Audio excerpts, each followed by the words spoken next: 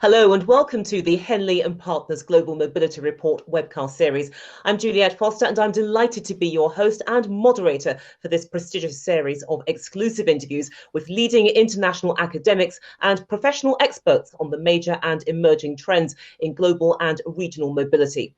Grounded in geopolitical analysis and with a focus on the realities shaping our world, from COVID-19 to climate change to economic downturn and ongoing conflict, the Global Mobility Report series offers exclusive insight into mobility and migration patterns and looks at what we can expect in the months to come.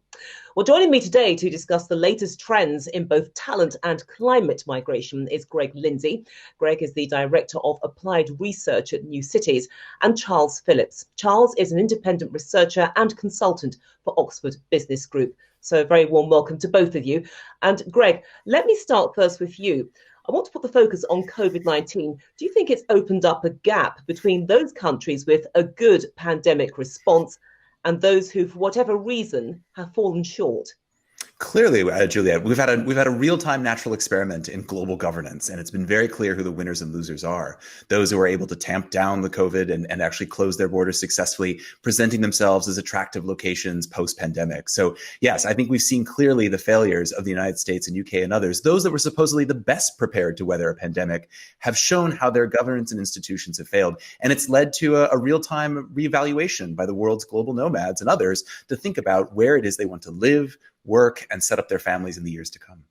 Yeah, I'm glad you've mentioned that phrase, global nomad. I mean, how has COVID actually altered the definition of the global nomad? Because once upon a time, it was synonymous with technology. You were following that cyber line. Yes, I mean, obviously, COVID opened up the whole world of remote work, the genie that cannot be put back in the bottle with a lot of corporations. So now we're seeing this whole new arrangement where obviously not just, freelance coders or others that sort of fit that definition before, but anyone who can work remotely is now reevaluating where it is they want to live because their employers are making it possible. So suddenly we have this entire world of global talent in play, and the smartest cities and nations are stepping in to basically offer low cost, low touch opportunities to relocate there, at least temporarily. And this is changing the entire playing field. Right, and we shouldn't forget, of course, that whilst this is happening, there are concerns about the environment going forward. And Charles, this is where you come into the conversation, because is climate change expected to worsen in the post-COVID decade? What can we expect? Yeah, well, this is a really interesting question because it completely depends on us, and it depends on the action that we start taking now, this year in 2021, and throughout this decade. This is a really, really important decade for climate action. The basics of it are that before COVID-19, we were on an upward trajectory in terms of global emissions going upward. And COVID in 2020, we only saw a drop in about 4 to 7% of global emissions, which is not really that much in the grand scheme of things.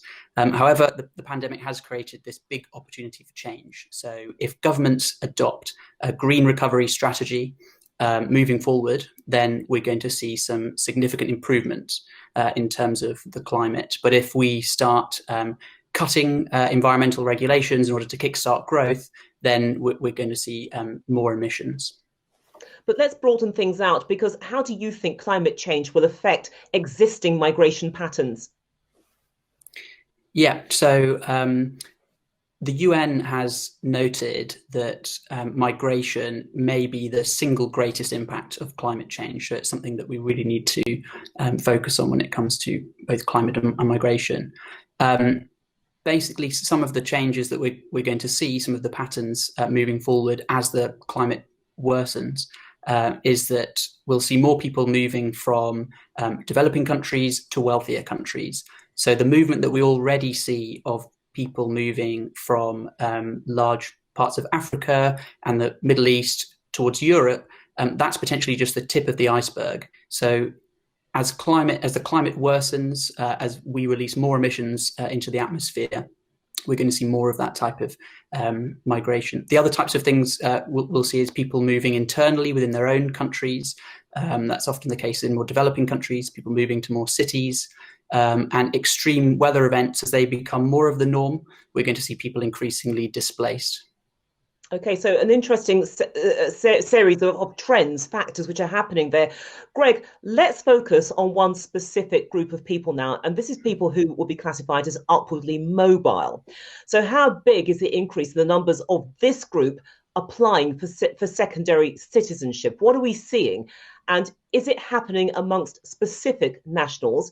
And are there certain countries which they're choosing for their settlement? Yes, I mean, the numbers are still unclear, but I think it's been interesting, to the opposite of Charles's point there, where, I mean, the number of climate displaced will be coming from developing nations. What we've seen during the pandemic is an unprecedented rise in the number of people coming from developed nations, Canadians, Americans, looking for secondary citizenship. They're, of course, formerly strong passports, suddenly denied, but also thinking through not just, moving their wealth around the globe, but also, moving to education systems, thinking about the sort of global inequality that's played out. And, because it's easier to exit rather than reform political systems, they're thinking about moving. And I think this great resorting, which has happened within nations, within cities, the sort of ongoing spatial inequality is now happening at global scale. And so we're seeing cities like Helsinki advertise themselves as destinations for remote workers because it's a city where things just work, quote unquote. And that's the kind of pitches that's happening to these upwardly mobile players, the opportunity to relocate to a place during a time of incredible uncertainty with better health systems and keep your job. And it's going to lead, I think, perhaps even worsening inequality, where there's going to be a race to attract the haves, and the have-nots will be frozen out because of the ongoing, worries about borders, et cetera. Yeah, which is an interesting point, because what is that trend going to mean for global governance, and also in terms of perhaps a race between cities, different countries, to make themselves attractive? You mentioned there what Helsinki is doing, but what are other countries doing to bring in this talent pool? Well, yeah, I think to Charles's point too, that it's interesting that several northern nations are the ones that are being the most aggressive at advertising this. I mean, it started with Estonia, of course, famous for their e-residency program to allow you to bank or start businesses inside Estonia in the EU without being there. Well, then they announced plans for a Nomad visa, which was quickly copied, and we now have more than 20 nations around the world that are offering annual visas that allow you for a very small fee to relocate there, provided you have an employer. So this is quickly becoming an arms race now to attract these talented technological workers to help jumpstart new Silicon Valleys and reshuffle the map. So it's been very interesting to see, locations like Bermuda, of course, and others, the same sort of Caribbean nations and locales that were quick to offer investment migration are now thinking at the bottom. And this is potentially disruptive to the citizenship market in that regard. These very low cost $1,000 or €1,000 to relocate for a year. It'll be very interesting to see how we create the sort of new upward scale, right, of, come for a Nomad visa, then apply for citizenship and go from there. This is exactly what the Finns are already advertising. We'll help you permanently emigrate to Finland, where we have winter still. Cold weather is the draw. Obviously, you can't get away from it. But look, Charles, Greg is talking about people at the other end of the spectrum, people who have that choice. Then you've got at the other end of the spectrum, people who don't have that choice. They are the prisoners of circumstance. And I want to talk about definitions. Is there a legal definition for climate change refugees, or another way of referencing them, environmental migrants? Sure. Yeah, this is a really important question, because the concept of climate refugees or environmental migrants, as you mentioned, is not well defined in international law. The current legal definition for a refugee is based on the 1951 UN Refugee Convention. It's quite out of date, and that covers things like persecution of race, religion, nationality, social or political affiliation, but it doesn't include people who are forced to flee due to a loss of livelihood or habitat, which would include climate and environmental refugees or migrants. We do, however, have this concept of climate displaced persons, and that's one of the preferred terms which does capture what we talk about when we refer to climate refugees or environmental migrants. Sure, and let's put the focus on these climate displaced persons, or CDPs. I mean, what measures can be taken to minimise the number of people who end up becoming CDPs? Sure. Yep. So there's a number of measures that we can take and that we absolutely need to take. We can group them into four broad categories.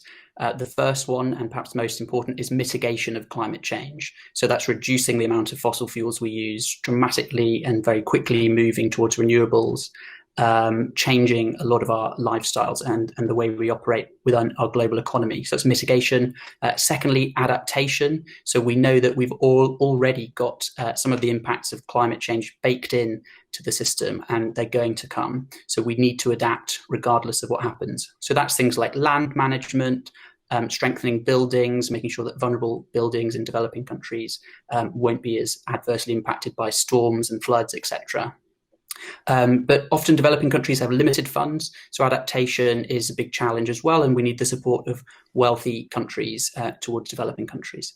So that's adaptation. Thirdly, some level of international relocation is going to be needed.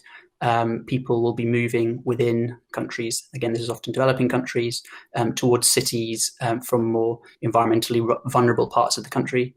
And then the fourth category or group that we can look at is international resettlement. So that's often going to cover exceptional circumstances, for example, island nations. When there's a lot of sea level rise occurring in the future, we're going to see populations moving from islands towards wealthier parts of the world. Okay, and let's stay with that last part, Greg, because look, you referenced this earlier, that you've got some countries which are really doing their best to attract the talent. In your opinion, which nations will be the new havens where the talent will migrate? And how is that factor in itself going to feed into the post-COVID-19 realignment? Because it's happening now. How will the pieces settle? I think you'll see two extremes, right? And it'll based on people's preferences. I personally, as someone who emigrated to Canada, and we're seeing, the Estonians, the Finns, you're going to see people opt for good global governance, good climate, opportunities to be in the EU and trade zones, but opting for, basically high qualities of life, high amenities, and paying higher taxes. At the other end, the intersection of Charles and I, what we're working on is sort of Miami, which has become this interesting destination within the United States for the tech industry. Now, the fact that Miami will be underwater in a decade or two seems to not have deterred anyone. But I think it's interesting because there it's about good weather and low taxes. So we're going to start to see, this sort of comparative advantage, I think, of nations of this and selecting who they want to attract.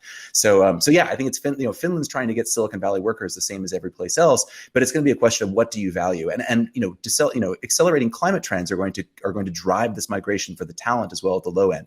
The wildfires in California, the floods across the southeastern United States, and hurricanes and extreme weather risk is also going to cause people to reapprise where it is they live and where they want to be. And so in the years to come, we could see these trends easily intersect at both, of course, the climate displaced persons and that footloose global talent.